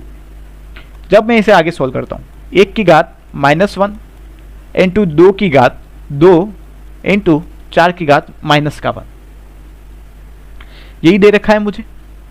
मैं एक काम करता हूँ, यहाँ 4 को मैं 2 का स्क्वायर लिख सकता हूँ, बिल्कुल लिख सकता हूँ ना। तो मैं ये घाते क्या करता हूँ, ये जो बेस है ना वो समान करने की कोशिश कर। 4 को मैं क्या लिख सकता हूँ? 2 का स्क्वायर, वो जो स्क्वायर है उसको इसके साथ मल्टीप्लाई कर देता हूँ -1 के साथ, तो फिर वो सेम ही हो जाएगा। 1 की घात -1 इंटू 2 की घात 2 इंटू 2 की घात माइनस का 2। इसको मैं क्या इस तरीके से लिख सकता हूँ? बिल्कुल लिख सकते हैं। अब देखो, बेस समान है तो घाते जुड़ जाएंगी। घाते 2 प्लस -2 हो जाएगा, तो ये तो 0 हो गया। 2 की घात 0 मतलब कि 1। ठीक है, 1 की घात कितनी भी करो वो 1 ही होती है। ठीक है, इंटू जब 2 की घात 0 यहां पर हो जाएगा, ठीक है, तो 1 इंटू 1 मुझे यहां पर क्या मिल जाएगा? 1। तो मैं आपको एक ही चीज कह रहा हूं कि सीरीज मान के करना वो एकदम सेफ है और एकदम स्पीड से करना है। ठीक है, और मैं आपसे रिक्वेस्ट भी करता हूं, इस टाइप के अगर पीवा क्यूवा आरवा पद क्रमशः ए बी सी टाइप के कुछ भी क्वेश्चन हो तो आप सीरीज मान के ही करें। अगर यहाँ पे पी क्यू आर एस 4 पद दे रखे होते तो मैं यहाँ पर 1 2 4 8 लिखता, सीरीज में मैं 4 पद लिख देता, तो मेरा एसवा पद मतलब चौथा पद और डी का मान मेरा क्या हो जाता? 8 हो जाता। इस टाइप से मैं इस क्वेश्चन को करता हूँ। ठीक है, तो इस तरीके से इन क्वेश्चंस को हमने किया कि किस तरीके से सीरीज से भी कर सकते हैं हम लोग और मेथड को यूज करके भी कर सकते हैं। चलिए एक क्वेश्चन और लेते हैं। क्वेश्चन कुछ इस तरीके का है कि एक जीपी दे रखी है, उसका पहला पद ए तथा एनवा पद बी है। क्या है? पहला पद ए और एनवा पद बी है। तो जीपी के सभी एन पदों का गुणनफल पी हो तो पी स्क्वायर का मान क्या होगा? थोड़ा सा लेवल का क्वेश्चन है लेकिन डरना नहीं है। जैसे जैसे क्वेश्चन कह रहा है ना, मुझे वैसे वैसे ही चलना है, मुझे ज़्यादा इतना हेडेक नहीं लेना है। ठीक है, मुझे बोला है पहला पद ए है तो मैं यहाँ लिखता हूँ A1 इजिकल टू ए, पहला पद। और मुझे बोला एनवा पद तो AN equal to B. AN को मैं क्या लिख सकता हूँ? हमारे पास फॉर्मूला AN का ARn-1 इजिकल टू बी, कुछ इस तरीके से लिख सकता हूँ। बिल्कुल। आगे मुझे क्या दे रखा है? जीपी के सभी n पदों का गुणनफल p है। सभी n पदों का गुणनफल बता रहे हैं तो ठीक है, मतलब ये कह रहा है कि पहला पद इंटू दूसरा पद इंटू तीसरा पद इंटू चौथा पद देश लास्ट में मेरा AN-वा पद है जो इंटू में है इजिकल टू p। इसकी वैल्यू मुझे p दे रखी है, बराबर है। कुछ इस तरीके से ही दे रखा है। अब देखो क्वेश्चन, जैसे मैं आपको कह रहा हूं क्वेश्चन सॉल्व करने की कोई ट्रिक नहीं होती है। मैं आपको फिर से आपके दिमाग पर जोर देना चाह रहा हूं, जो क्वेश्चन कह रहा है सबसे पहले वो लिखना है। वो लिखने के बाद ही आपका दिमाग भागेगा। अगर आपने क्वेश्चन पढ़ा सिर्फ कि एक जीपी का पहला पद ए है, एनवा पद बी है, जीपी के सभी एन पदों का गुणनफल पी हो तो P square is equal to क्या होगा, तो ये आप थोड़ा सा कंफ्यूज हो जाएंगे, आप थोड़ा सा डर जाएंगे कि ये क्वेश्चन क्या कहना चाह रहा है, कुछ समझ में ही नहीं आ रहा है। नहीं, क्वेश्चन को समझने की जरूरत ही नहीं है। जो क्वेश्चन कह रहा है उसकी मर्जी के हिसाब से वो चीज हमें लिख देनी है एक बार। और कोई भी क्वेश्चन बिना लिखे मत आना प्लीज। आपके पेपर में, यहाँ पर जो आपका पेपर होता है ना, उसमें यहाँ क्वेश्चंस लिखे होते हैं, इसके बीच में एक गैप होता है, उसके बाद इंग्लिश में लिखा होता है क्वेश्चन। इस गैप में आपका हर एक क्वेश्चन का कुछ ना कुछ चीजें तो लिखी होनी चाहिए कि आपने एक बार कोशिश तो करी, कोशिश तो करनी पड़े। देखो, आपने जीपी पढ़ी है, जीपी का कोई ऐसा क्वेश्चन आ गया जो आपको हार्ड दिख रहा है, लेकिन क्या पता वो सिर्फ 2 से 3 लाइन का हो, जो यहाँ पर सिर्फ इतने बॉक्स में ही क्लियर हो जाए, आपका ज्यादा दिमाग लगाने की जरूरत ना पड़े। लेकिन वो तब होता है जब आप एक बार लिखते हैं क्वेश्चन क्या कहना चाह रहा है। क्वेश्चन की भाषा में लिखे, हमको समझने की कोई जरूरत नहीं है, हमें कोई इतना बड़े पहाड़ नहीं। सेकंड ग्रेड इज इनफ, एक तरीके से कह सकते हैं कि इजी है, बहुत इजी है, कोई इतना लोड लेने वाली बात नहीं है। आप सोचो अगर सेकंड ग्रेड इतना टफ होता, लोग इसके बाद फर्स्ट ग्रेड का देते हैं, फिर जब नेट का एग्जाम होता है, CSIR नेट, JRF, उसके बाद आप आगे चलें तो असिस्टेंट प्रोफेसर के एग्जाम्स, कॉलेज लेक्चरर एग्जाम, तो ये सारे क्वेश्चन कितने टफ हो जाएंगे, इतने सारे, मतलब कि इनके क्वेश्चंस कितने टफ होंगे फिर, अगर आप सेकेंड ग्रेड के क्वेश्चंस को इतना टफ कह रहे हैं तो थोड़ा सा मोटिवेट खुद को रखना है। देखो, एंड तक बस यही रखना है कि मेरा सिलेक्शन हो जाएगा, उससे ज़्यादा आपको कुछ नहीं सोचना है। मैं मेहनत कर रहा हूँ, मेरा आराम से हो जाएगा, मुझे कोई लोड नहीं। बस इस हिसाब से चलोगे और सीखने की कोशिश करोगे तो आपका काम बन जाएगा। ये लिख के ले लो। अब जो क्वेश्चन कह रहा था कि पहला पद ए है, एनवा पद बी है, एनवे पद को मैं इस तरीके से लिख सकता हूं क्योंकि ये फॉर्मूला मैंने पढ़ा है, ठीक है। मुझे नहीं पता आगे क्या होने वाला है, आई स्वेयर मुझे नहीं पता है कि आगे क्या होने वाला है, लेकिन मैंने लिख दिया है इसको, क्या पता आगे कहीं काम आ जाए। और यहाँ पर A1, A2, A3, A4 गुणे में कर रहा हूँ और AN मेरा लास्ट पद है और गुणे की वैल्यू मुझे यहाँ पर P दे रखी है, गुणनफल की वैल्यू मुझे P दे रखी है, तो मैंने यहाँ पर लिखी। अब मैं आगे क्या कर सकता हूँ, देखो इन 3 चीजों से तो मुझे कुछ भी नहीं मिल रहा है अभी तक, ठीक है। AN की वैल्यू दे रखी है B, लेकिन मैं उसे डायरेक्ट नहीं रख सकता हूँ यहाँ पर, बराबर है। मैं काम करता हूं, मैं इस सीरीज को खोलता हूं एक बार, मुझे क्या मिलता देगा। पहले पद को मैं A ही लिखूंगा, दूसरे पद को AR लिखूंगा, तीसरे पद को AR स्क्वायर लिखूंगा, चौथे पद को AR की घात 3 लिखूंगा, आगे जाते जाते AR की घात n-1 is equal to P में से ऐसा लिख सकता हूं। मुझे यहां पर कुछ दिख रहा है, क्या दिख रहा है बताइए, कुछ तो दिख रहा है। मैं एक काम करता हूं, मैं इन्हें कैसे लिख सकता हूं, ऐसे लिख सकता हूं A into R into A into R square into A into R की घात cube dash into A into R की घात n-1 is equal to P। ऐसे लिखूंगा मैं, इसे अलग अलग कर दूंगा सारे गुणे में।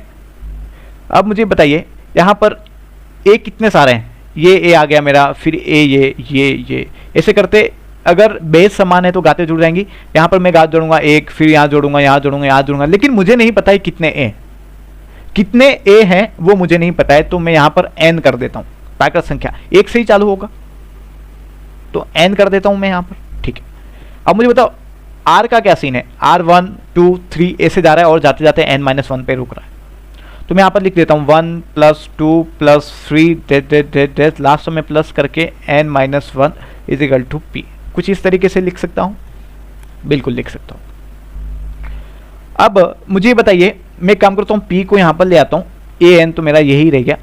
अब मुझे बताइए R कोष्टक में यहां पर क्या लिखूं, हमने एक फॉर्मूला पढ़ा था, प्राकृत संख्याओं का योग, 1 + 2 + 3 प्लस n प्राकृत संख्याओं का योग हमने क्या पढ़ा था बताइए, n प्राकृत संख्याओं का योग हमने क्या पढ़ा है, n-1/2, कुछ इस तरीके से ही हमने पढ़ा है ना, ठीक है, कोई बात। हम एक काम करते हैं, यहां पर n-1/2 लिख देते हैं, ठीक है। सॉरी, एक बार इसे हटाते हैं, ठीक है, थोड़ा सा दिमाग से निकल गया। जब n प्राकृत संख्या का योग निकालना है तो n+1/2 लिखते हैं। अगर मुझे फिर n की वैल्यू n-1 मिल रही है तो मैं n की जगह n-1 पुट कर दूं, पुट कर दूं क्या, n minus one plus one, कुछ इस तरीके से है। तो n माइनस वन तो मेरा ये रह गया, ठीक है। यहां पर माइनस वन प्लस वन कर जाएगा n बाय टू तो है ही यहां पर। तो मैं इसे n minus one by to लिख सकता हूं, बिल्कुल लिख सकता हूं। मैं यहां पर बस इसे ये लिख देता हूं, n minus one by two equal to p जो है वो मैंने आगे ले लिया, कोई बात नहीं। ये चीज आपको समझ में आई कि नहीं? देखो प्राकृत संख्याओं का योग क्या होता है, n plus one by to, लेकिन n की जगह मुझे n माइनस वन यहाँ पर दे रखा है क्वेश्चन में, तो फिर मैंने n की जगह n माइनस वन पुट कर दिया और कुछ भी नहीं किया। तो मुझे ये चीज़ मिल गई जो मुझे चाहिए थी बेसिकली, जिससे मेरा काम बन रहा था वो काम मेरा यहाँ पर हो गया। अब बेसिकली मुझे करना क्या है, देखो अब ये क्वेश्चन आगे कहाँ तक लेके जा रहा है। देखिए मुझे वैल्यू किसकी चाहिए, पी स्क्वायर की वैल्यू चाहिए। अब मुझे पता है इसको मैं थोड़ा आगे सॉल्व करता हूँ और फिर दोनों तरफ स्क्वायर कर दूंगा तो मुझे पी स्क्वायर की वैल्यू मिल जाएगी, सीधी सी बात मिल जाएगी ना। पी स्क्वायर की वैल्यू तो मैं अभी भी निकाल सकता हूँ। एक काम करते हैं, चलो आपका मन रख ही लेते हैं, पी स्क्वायर। देखो मुझे नहीं पता आगे क्या होने वाला है, मैं डायरेक्ट यहाँ पर इधर भी स्क्वायर कर देता हूँ और an डॉट आर की घात n minus one by to का स्क्वायर में कर देता हूँ, ठीक है। हो गया स्क्वायर, मुझे पी स्क्वायर की वैल्यू ये दे रखी, लेकिन इसे आगे सोल्व करना पड़ेगा। ये चीज़ आपको ऑप्शन में नहीं दे रखी होगी। चलिए पी स्क्वायर को तो मैं यहाँ पर एक काम करता हूँ, इस स्क्वायर को अलग कर देता हूँ, इस पर भी अलग कर देता हूँ, इस पर भी अलग कर देता हूँ। तो a टू n हो जाएगा, a की घात 2n हो जाएगा, और r ये देखो इस स्क्वायर को इसके साथ दो, मतलब मान लो कि मैंने बाहर निकाला, इसके साथ गुना ही करना पड़ेगा मेरे को। ये दो से ये दो कट जाएंगे ना। हाँ तो मैं डायरेक्ट इसे क्या ऐसा लिख सकता हूँ, n माइनस वन, कुछ इस तरीके से मुझे मिल गया यहाँ पर पी स्क्वायर का मान। मैं काम करता हूँ, मैं अब इन दोनों में से n को बाहर निकाल देता हूँ ताकि मेरा काम एक बार निपटे, ठीक है। P square is equal to A square dot R की घात n माइनस वन, और n मैंने बाहर निकाल दिया। यहाँ पर मैंने बाहर क्यों निकाला वो मैं बताता हूँ। देखिए अब इसको मैं थोड़ा सा और मॉडिफाई करता हूँ ना, तो मुझे एक चीज़ और मिलेगी। इस a को मैं अलग कर देता हूँ और एक a को इसके साथ ले आता हूँ की घात n। इसकी वैल्यू मुझे क्या दे रखी है, b दे रखी है। देखो ये आगे काम आया, मुझे b लिख देता हूँ। P square is equal to, इस पूरे की वैल्यू b है तो b की घात n। तो यही मेरी पी स्क्वायर की वैल्यू होगी और यही मुझे ऑप्शन में दे रखी, क्योंकि इसके आगे इसको सॉल्व नहीं किया जा सकता, और यही मेरा आंसर है।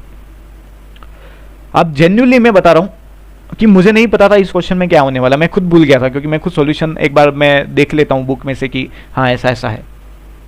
बाकी मुझे भी नहीं पता था, ये सॉल्यूशन मेरे खुद के दिमाग से निकल गया था। लेकिन जैसे जैसे मैं आगे बढ़ा मुझे चीज़ें याद आने लगी, मुझे चीज़ें समझने लगी कि हाँ इसको इस तरीके से करते हैं और ये इस तरीके से सॉल्व होगा, और ऑटोमेटिक हो गया। मुझे कोई लोड लेने की ज़रूरत नहीं, और आपको भी लेने की ज़रूरत नहीं है।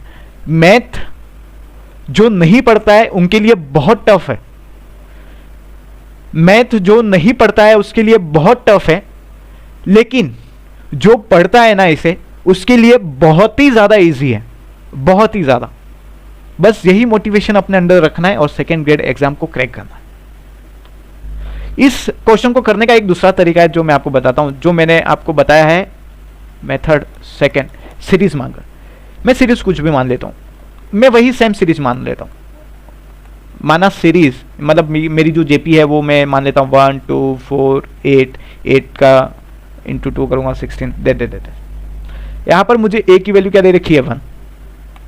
एन में मान लेता हूँ, देखो पहला पद ए है तो ए पहला पद मेरा क्या दे रखा है 1, एनवा पद बी है, मैं एनवा पद कुछ भी मान लेता हूँ। आप एन इजिकल टू 3 कर दो तो बी की वैल्यू 4 आ जाएगी, आप एन इजिकल टू 4 कर दो तो बी की वैल्यू 8 आ जाएगी, आप एन की वैल्यू 5 कर दो तो बी की वैल्यू 16 आ जाएगी। ये सही होगा, ठीक है। एनवा पद मैं कुछ भी मान लेता हूँ मेरे हिसाब से एनवा पद चलो 5 है, ठीक है।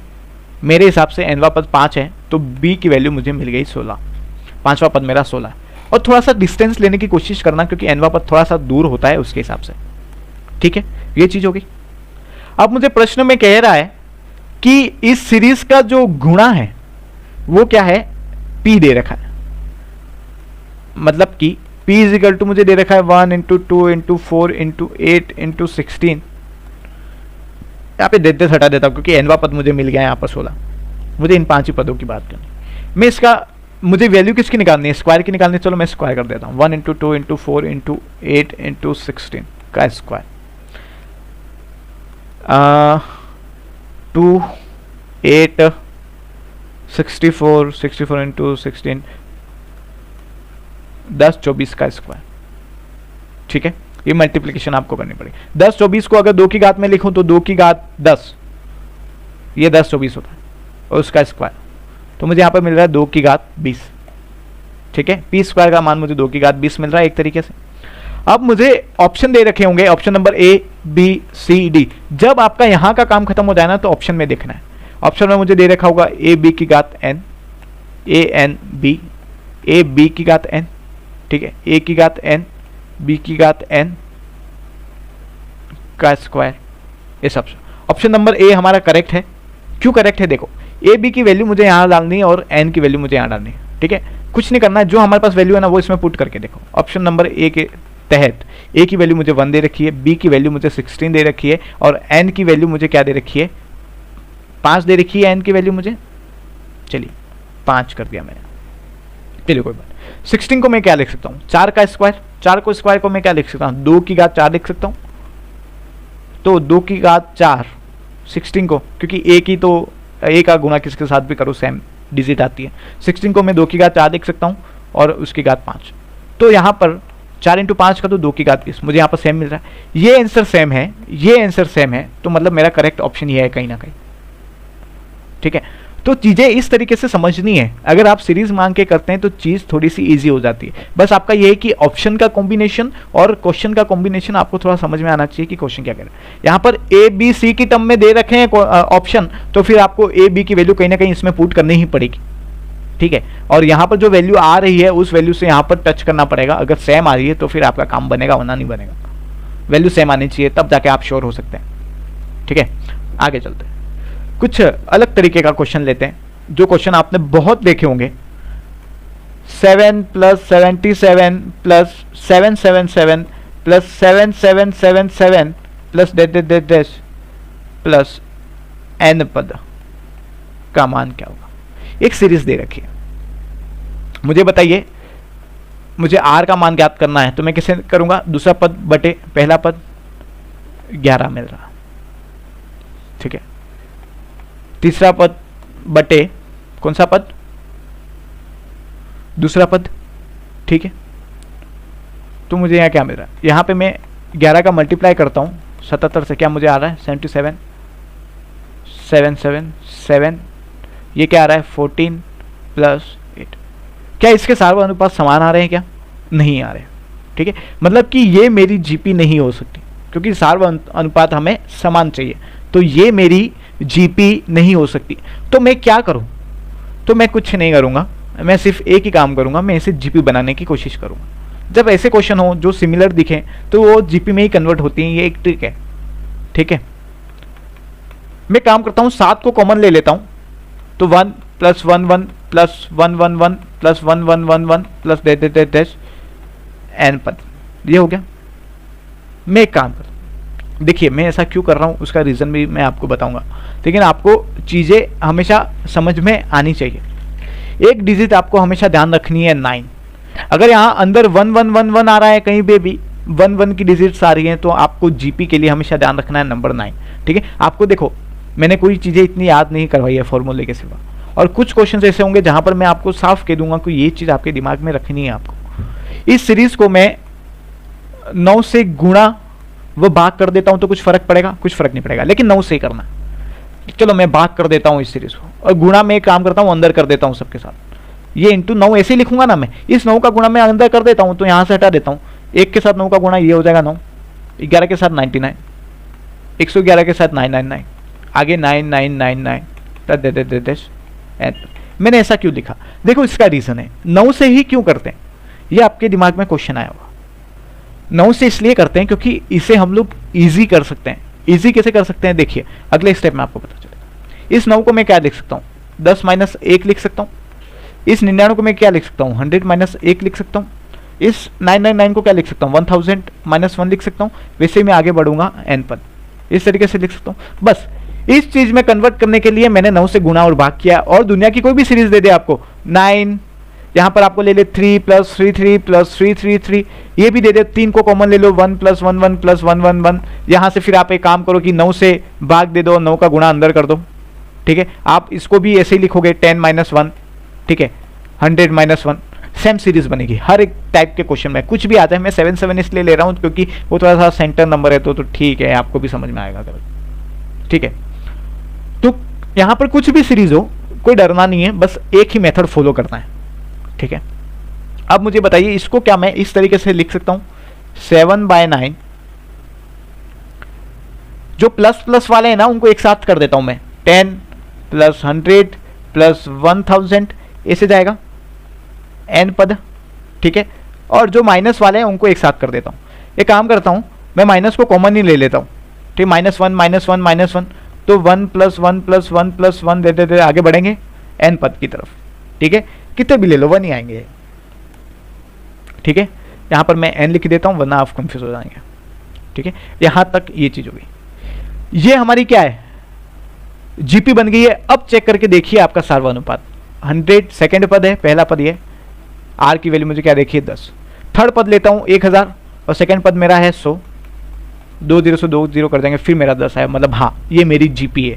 इस जीपी को अब मैं सॉल्व कर सकता हूं। अब मेरे पास इस जीपी को सॉल्व करने का तरीका है कि मैं कैसे सॉल्व करूं। अब मुझे बताइए 1 प्लस 1 प्लस 1 प्लस दे एन, तो क्या मैं इसे एन ही लिख दूं, पूरा टोटल लिख सकता हूं कि नहीं लिख सकता हूं, ये सोचिए। बिल्कुल लिख सकता हूं, क्यों नहीं लिख सकता। मैं लिखता हूं sigma of 1 is equal to, मैं एन लिखता हूं, ये मैंने आपको पढ़ाया है ना, मैंने आपको बताया है, आपके कॉपी के पेज खोलिए और आप देखिए सिग्मा ऑफ 1 मतलब कि 1 plus 1 plus 1 plus 1 plus 1 plus 1 plus कितने भी 1 हो उसको मैं एन की फॉर्म में लिख सकता हूं, ठीक है। ये मैंने आपको पढ़ा है, आप अब जब पत्ते पलटाएंगे तो आपको समझ में आएगा, ठीक है। तो ये इस तरीके से है, इसको मैं टोटल एन लिख देता हूं और इसको मैं सोल्व करता हूं। ये अनंत पद है, यहां का लास्ट पद मुझे नहीं पता है, तो आपने देखा होगा ये अनंत पद है, कहीं ना कहीं एन पद दे रखा है, ठीक है। एक काम करता हूं, मेरे पास एस एन का एक फॉर्मूला है, एस एन का फॉर्मूला मेरे पास दे रखा है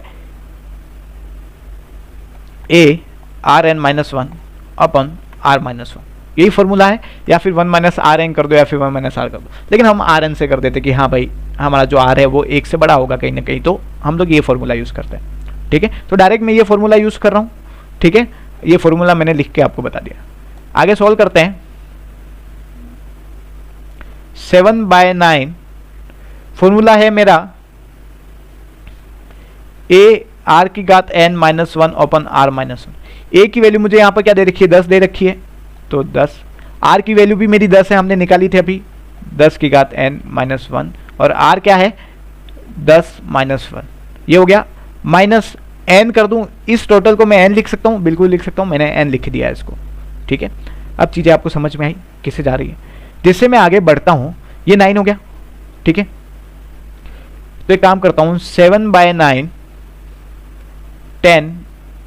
10 N minus 1 upon 9 minus N, LCM ले लेता हूं 9 को, ठीक है। 9 को मैंने एलसीएम ले लिया, 10 की घात एन माइनस 1 माइनस 9 एन हो गया। इस 9 का गुणा इस 9 के साथ कर देता हूं, 7/81 10 इंटू 10 की घात एन माइनस 1 माइनस 9 एन। तो ये मेरा क्या हो गया, आंसर हो गया। इस आंसर को मैं इस तरीके से भी लिख सकता हूं, इस तरीके से भी लिख सकता हूं और इस तरीके से भी लिख सकता हूं। ये सारे आंसर है, आपको देखना है कि आपके ऑप्शन में क्या दे रखा है।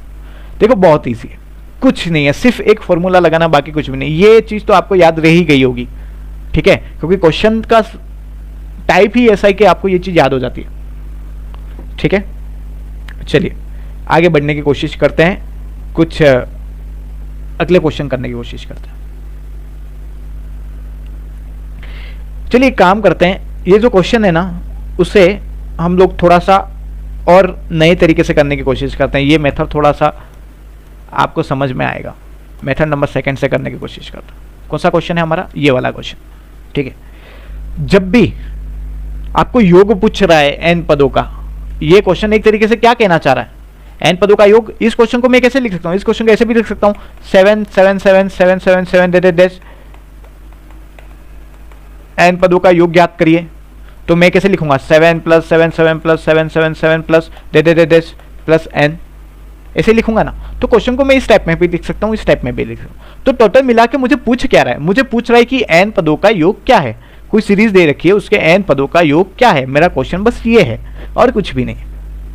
जब भी आपको n पदों का योग पूछे, ठीक है, तो सबसे पहले n इजिकल टू 1 पुट करो तो आपको पहला पद मिलेगा, n इजिकल टू 2 पुट करो तो आपको पहला पद प्लस दूसरा पद मिलेगा। योग की बात कर रहा हूं, कैसे, ये बात आपको फिर समझ में नहीं आई होगी मुझे पता है, मैं फिर बताता हूं। मैं लिख देता हूं, ऑप्शन लिख देता हूं यहां पर, ठीक है। मेरा ऑप्शन नंबर 1 है 7/9, 10 की घात n plus 1 upon 9 minus n। मेरा ऑप्शन नंबर बी है 7/9, 10 की घात n minus 1 upon 9 minus n। मैं दो ही ऑप्शन लिख रहा हूँ, ये ऑप्शन मेरा करेक्ट है, आपको पता है, ठीक है। अब देखो, जब भी n पदों का योग पूछेगा, हमें सीरीज दे रखी है अगर 7 प्लस 7 7 प्लस 7 7 7, और आपको ये सारी चीजें करने की जरूरत ही नहीं है, ये चीज मैंने आपको मेथड बताई है। और जीवन में कभी भी कैसा भी क्वेश्चन आ जाए, कुछ भी सीरीज दे रखी हो, अगर n पदों का योग पूछ रहा है ना, तो आप ऑप्शन को देखिए, यहां पर n दे रखा है बिल्कुल, तो यहां पर ऑप्शन नंबर बी मेरा करेक्ट है ना, तो यहां पर मैं n बराबर 1 पुट करूंगा तो इसका जो आंसर आना चाहिए 1 पुट करने के बाद वो 7 आना चाहिए पहला पद।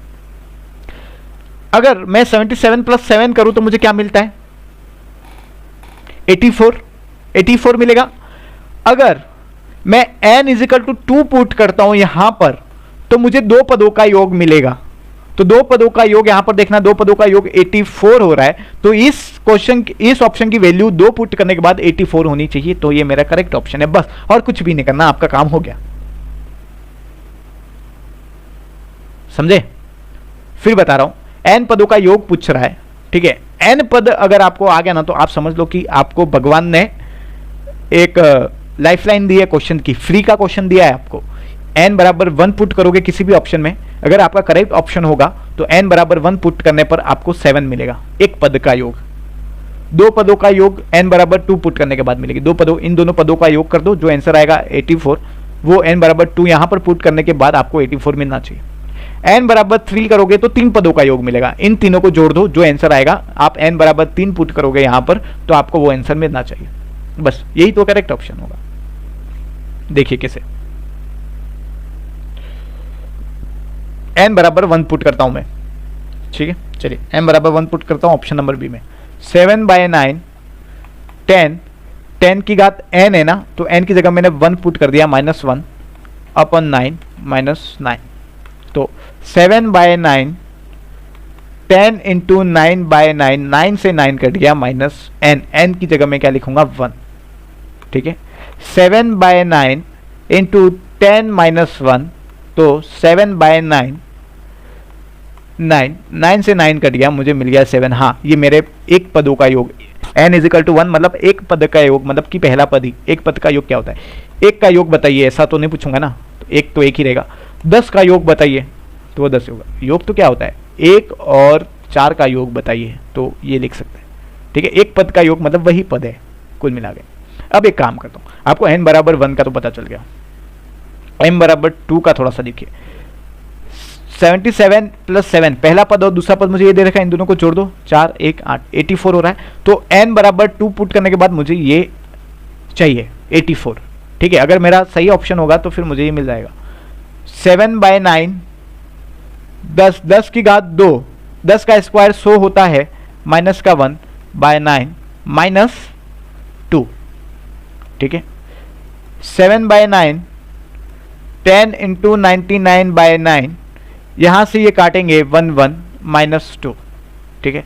आगे बढ़ेंगे 7/9, 10 इंटू 11, 110 माइनस का 2, 110 और माइनस का 2 करेंगे तो मुझे क्या मिल जाएगा, 108 मिलेगा, ठीक है। अब जब मैं इसे काटूंगा, 3 तिया 9, 3 तिया 9, 1 3 छक्के 18, 3 एक 3, 3 दूनी 6 12, 7 इंटू 12 देखो 12 7 84 आपको मिल रहा है, बिल्कुल ये मेरा करेक्ट ऑप्शन, ठीक है। कुछ नहीं करना, n बराबर 1 और n बराबर 2 आपको पुट करना है, आपका काम हो जाएगा। कुछ लोड लेने वाली बात नहीं। अब जो मैं आपको सेकंड क्वेश्चन करा रहा हूं ना, वो आपको मेथड नंबर 2 से ही करना है, मेथड नंबर 1 से नहीं करना है, ठीक है। 5 + 5 5 + 5 5 5 dash dash dash dash dash n पद। ऑप्शन नंबर ए मैं आपको दे रहा हूं, ऑप्शन नंबर ए 5/9 10 की घात n -1 by 10 minus 2n। Option number B 5/9 10 की घात 2n + 1 by 10 by 9 कर दो 9 minus n।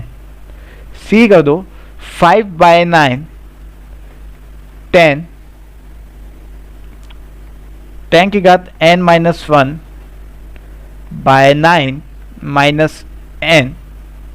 और डी मेरा ऑप्शन है, इनमें से कोई नहीं। और ये आपका है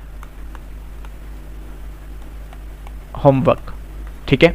आपको ये क्वेश्चन सॉल्व करना है n = 1 n = 2 पुट करके, और फिर आपको क्या करना है मुझे कमेंट सेक्शन में बताना है, या फिर आप हमारा टेलीग्राम चैनल ज्वाइन करें ताकि आप क्या कर सके कि इसका आंसर दे सके। ग्रुप ओपन है, आप उसमें मैसेज कर सकते हैं, ठीक है, कोई लोड वाली बात नहीं। आप अपने फोटोज भेज सकते हैं आपने किस तरीके से सॉल्व किया, बिल्कुल। चलिए आगे बढ़ते हैं, अगला क्वेश्चन करते हैं। अब अगर आपको क्वेश्चन पॉइंट में दे दे 0.3 + 0.33 + 0.333 plus dash dash dash plus n पद, क्या करना है बताइए। सेम क्वेश्चन है, n पदों का योग, बस यही तो करना है, n पदों का योग ही तो निकालना है, क्या करना है। तो मैं यहां पर फिर से आपको ऑप्शन दे रहा हूं, ठीक है। 1/3 n माइनस 10 की घात 10n -1 अपॉन 9 × 10 की घात 2n। Option number B 1/3 2n minus 10n -1 upon 9। Option number C 1/3 n minus 10 की घात n -1 अपॉन 9 × 10 की घात n। और option number D 1/3 n minus 100 n की घात n -1 अपॉन 9 × 10 की घात 3n, ठीक है। आपको ये भी आपका होमवर्क है, आपको सॉल्व करना है। अगर आप सिर्फ वीडियो देख रहे हैं तो आपसे रिक्वेस्ट है कि वीडियो को पॉज करें और आप इसे सॉल्व करें। n = 1 पुट करेंगे तो आपको 0.3 मिलना चाहिए, n = 2 पुट करेंगे तो आपको कुछ और चीज़ मिलनी चाहिए। इन दोनों को जोड़ने के बाद आपको क्या मिलेगा वो आप चेक कर लीजिए, तो आपको वो चीज़ मिल जानी चाहिए। 0.33 + 0.3, इसको मैं लिख सकता हूँ कुछ इस तरीके से। तो आपको कुछ ऐसा लिखना, कुछ ऐसा मिलना चाहिए आपको, ठीक है। अगर n = 2 लिखेंगे तो n = 1 n = 2 और n = 3 तक आपको सॉल्व करना है और इस क्वेश्चन की प्रैक्टिस करनी है, ठीक है। तो इस तरीके के क्वेश्चन हमने किए, बहुत ईजी है, कुछ नहीं करना है। ऑप्शन में क्या करना है, n = 1 n = 2 n = 3 पुट करना है बस, और आपका आ रहा है सीरीज जैसा आंसर, तो आप कर दो। चलिए, चलो ये तो सीरीज की बात हो गई। एक सीरीज में ऐसी लेता हूं जो कुछ अलग तरीके की हो। किस तरीके की हो देखिए, मैं सीरीज लेता हूं जैसे कि 11 + 102 + 1003 plus dash dash dash n पदों का योग क्या होगा, ठीक है। अब बताइए इस क्वेश्चन को कैसे सॉल्व करें। सबसे पहले आपको ये देखना है कि क्या ये मेरी जीपी है, ये मेरी जीपी है या नहीं। आप r = क्या करोगे, दूसरा पद बटे पहला पद, कट ही नहीं रहा कहीं से। तीसरा पद दूसरा पद, कट ही नहीं रहा कहीं से। क्या करोगे, मतलब ये मेरा जीपी नहीं है, सीधी सी बात। इसे मैं कैसे लिख सकता हूँ, देखिए ये लिखने का कुछ ना कुछ लॉजिक होगा, कुछ ना कुछ लिखने का लॉजिक होगा। क्या लॉजिक है देखिए, 10 + 1 करूँ तो 11 हो जाता है, 100 + 2 करूँ तो 102 हो जाता है, 1000 + 3 करूँ तो 1003 हो जाता है, बस n हो गया। यहाँ पर मैं 10 100 1000 को अलग कर देता हूँ, प्लस दे n तक जा रहा है, और प्लस में यहाँ पे 1 + 2 + 3 दे n तक जा रहा है, सीधी सी बात है। n पदों का योग मैं यहाँ पर कैसे निकालता हूँ, a r की घात n -1 अपन r -1, यही सूत्र लगेगा। अब मुझे बताओ प्राकृत संख्याओं का योग का सूत्र क्या है, n +1/2, यही सूत्र है मेरा। यहाँ पर मुझे क्या करना है, a की वैल्यू, बस इसको यहाँ पर सोल्व करना है। ये तो ऐसा ही रहेगा, इसको तो सोल्व ही नहीं कर सकते, ठीक है। a की वैल्यू मुझे 10 दे रखी है तो 10 कर दिया, r की वैल्यू भी मुझे 10 रहेगी, r की वैल्यू भी हमने निकाली है, n -1 अपन 9 हो जाएगा, क्योंकि r की वैल्यू 10 है तो 10 - 1 है 9 प्लस n +1/2, बस यही तक मेरा होगा। और आपका होमवर्क है कि इसे ऑप्शन से करना है, ऑप्शन से करना है, ये आपका होमवर्क है, ठीक है। और आपको ग्रुप में फोटो भेजना है, ठीक है, टेलीग्राम ग्रुप में आप भेज सकते हैं। चलिए, तो इस तरीके की ये चीजें हो गई हमारी कि किस तरीके से हमने इसे सॉल्व किया है, ठीक है। चलिए, तो इसी के साथ आज की ये क्लास हम लोग यहीं समाप्त करते हैं। जितना भी होमवर्क दिया है आप आराम से करेंगे, बस यही उम्मीद है। और नेक्स्ट क्लास बहुत जल्दी होगी, और चैनल को सब्सक्राइब करना है, और वीडियो को लाइक करना है, अपने फ्रेंड्स के साथ शेयर करना है, और होमवर्क करना नहीं भूलना है। आज से हम लोग नई चीज़ स्टार्ट कर रहे हैं, होमवर्क। सेम क्वेश्चंस दूंगा, आपको करने हैं धीरे धीरे, और प्रैक्टिस का काम चालू करना है हमें, ठीक है। क्योंकि हम थोड़ा सा डिले चल रहे हैं, कहीं ना कहीं थोड़ा लैपटॉप इशू की वजह से डिले चल रहे हैं, तो थोड़ा समझना है हमें भी कि सर थोड़ा सा डिले हो सकता है, लेकिन आप कहीं ना कहीं थोड़ा सा स्पीड पकड़ने की कोशिश करें। आप टॉपिक ऑलरेडी पढ़ चुके हैं तो फिर कोई लोड नहीं है, अगर नहीं पढ़ चुके हैं तो आप अपनी एनसीईआरटी उठाइए, एनसीईआरटी में से आप ये टॉपिक्स सॉल्व करिए, तो आपको चीज़ें और समझ में आएगी। चलिए, बहुत बहुत धन्यवाद, शुक्रिया।